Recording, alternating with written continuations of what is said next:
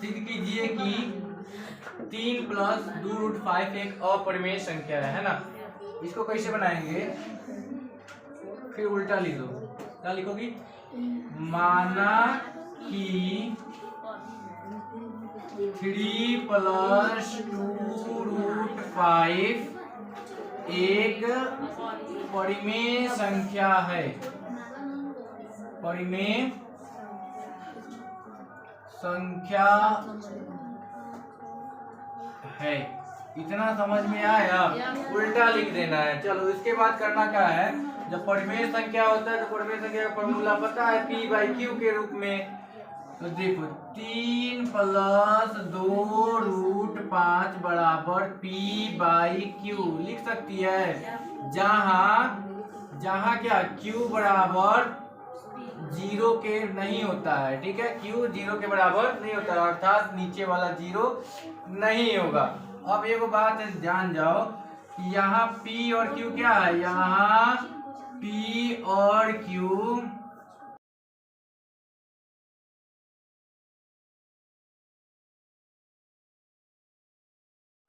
जिसका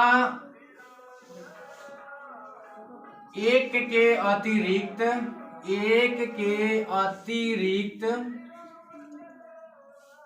कोई उभयनिष्ठ गुणनखंड नहीं है। उभयनिष्ठ गुणनखंड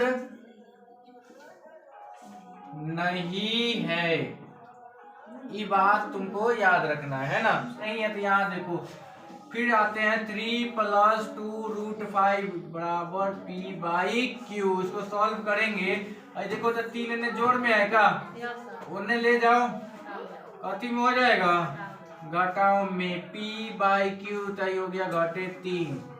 चलो एगो चीज और देखो तो, 2 ने गुना में है, इधर आके भागा में हो जाएगा। चलो ले आओ, √5 बराबर कथी, p/q घटे 3 भागा 5 को इधर लिख देते हैं 1/5, सॉरी 2 आया ना तो 2 लिखेंगे। क्या लिखेंगे, 2। चलो यहाँ देखो, इधर आ गया 1/2 p/q माइनस 3√5। चलो है, जब ये क्या हो गया, ये क्या हमारा परिमेय संख्या हो गया ना। यहाँ 1/2 p/q घटे 3 एक कौन सी संख्या है, परिमेय संख्या, एक परिमेय संख्या है, परिमेय संख्या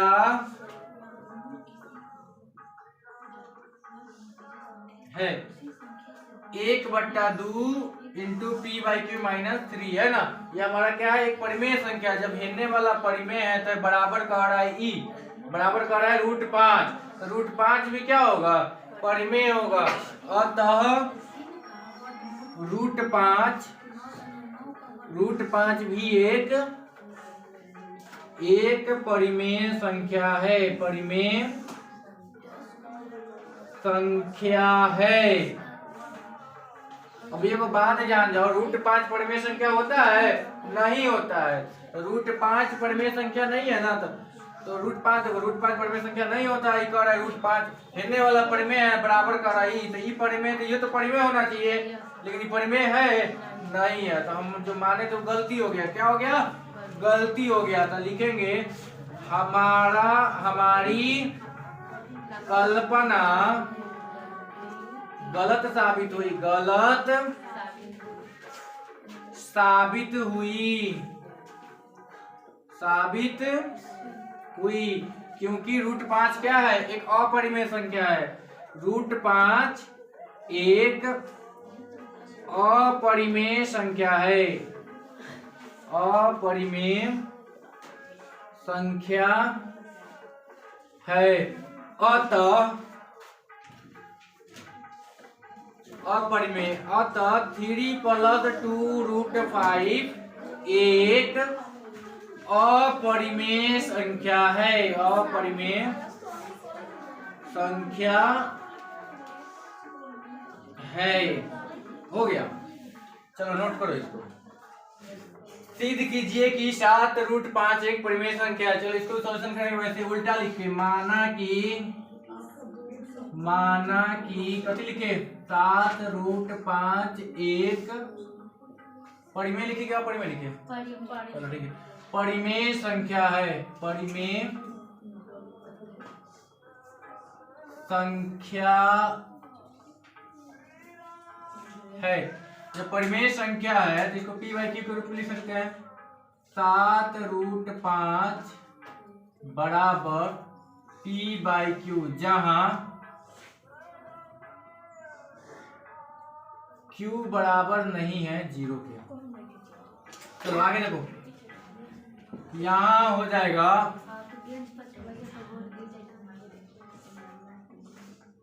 जहां p और q, जहां p और q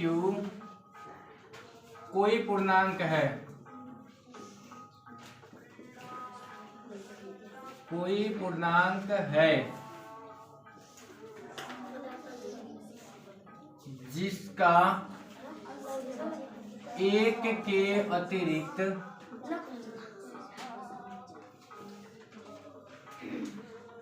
कोई उभयनिष्ठ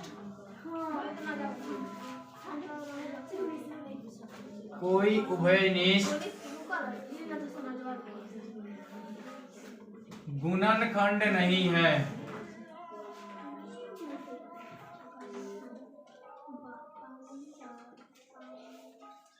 seven root 5 equal to p by q. चलो यहाँ देखो 7 जो है ना यहाँ पे गुना में, इस साइड लाएंगे खत्म हो जाएगा, भागा में हो जाएगा। तो चलो √5 p बाई क्यू, इधर भागा में आ जाएगा, हो जाएगा 1/7 हो जाएगा। चलो जब हम माने सब परिमेय संख्या दिखती होगा, परिमेय संख्या होगा ना, यहाँ 1/7 p बाई क्यू क्या है, एक परिमेय संख्या है, एक परिमेय संख्या है। यहाँ 1/7 p बाई क्यू एक परिमेय संख्या है।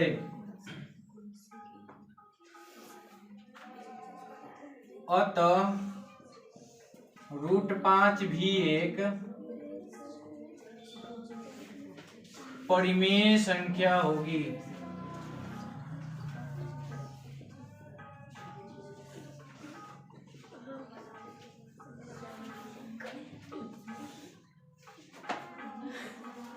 हमारी कल्पना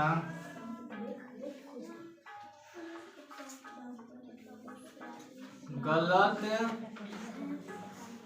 साबित हुई। यहाँ √5 एक अपरिमेय संख्या होती है, √5 एक अपरिमेय संख्या होती है, अपरिमेय संख्या होती है। अतः 7√5 भी एक अपरिमेय संख्या होगी, अपरिमेय संख्या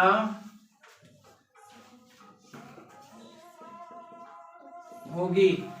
चलो समझो यहाँ पे 7√5 मान लिए परिमेय संख्या, जो परिमेय संख्या है इसको p बाई क्यू के रूप में लिख सकते हैं, है ना, जहाँ q कथी होगा, q बराबर नहीं होगा 0 के। चलो जब शर्त इसका क्या होता है, जहाँ p और q एक पूर्णांक है उसके बीच में उभयनिष्ठ गुणनखंड क्या होगा, 1 होगा, ठीक है।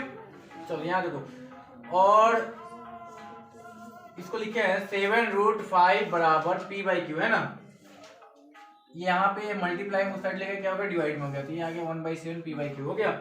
चलो यहाँ देखो तो 1/7 p बाई क्यू एक परिमेय संख्या होगी, क्यों, क्योंकि इसको लोग क्या माने, परिमेय माने, क्या माने, परिमेय।